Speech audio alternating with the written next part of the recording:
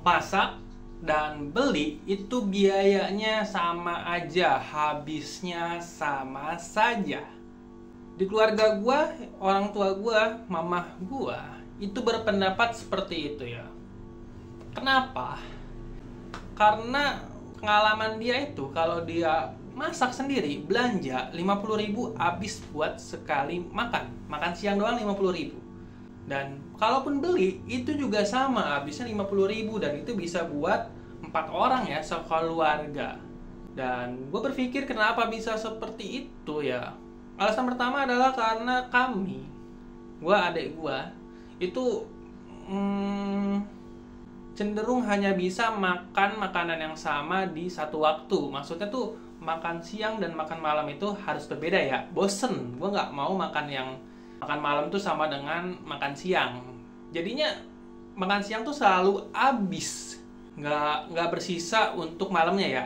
Mungkin masak itu dianggap irit karena makan siang bisa dimakan lagi untuk sore atau malam harinya ya. Cuma di keluarga gua itu selalu habis dimakan siangnya, entah karena makannya banyak, sering nambah 2 piring, porsinya banyak ya, makanya habis di siang doang. Hal yang kedua adalah mamah gue tuh belanja, maksudnya belanja makan, beli makan yang makanan udah jadi, itu lauknya doang tanpa nasi. Karena nasi itu termasuk yang mahal ya, seporsi 5.000.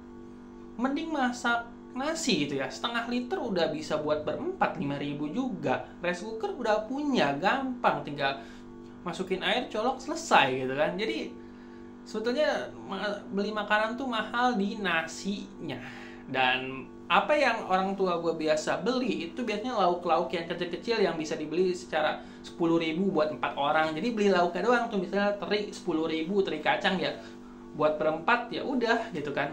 Teri kacang pun kalau bikin itu bisa dapat banyak sih sebenarnya ya. Cuma ya kita main-mainin porsi aja ya, gimana porsinya.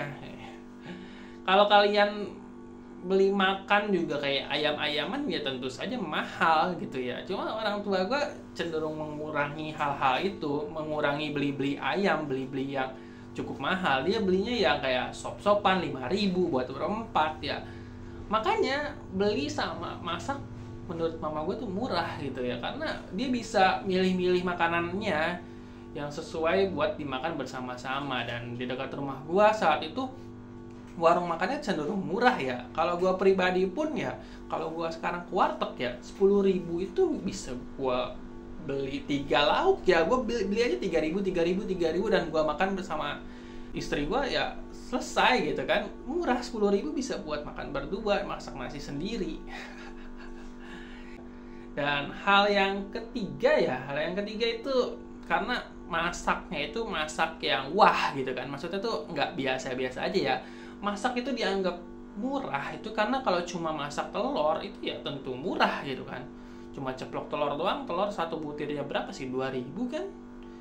Tinggal diceplok, punya kompor, punya wajan ya selesai gitu kan.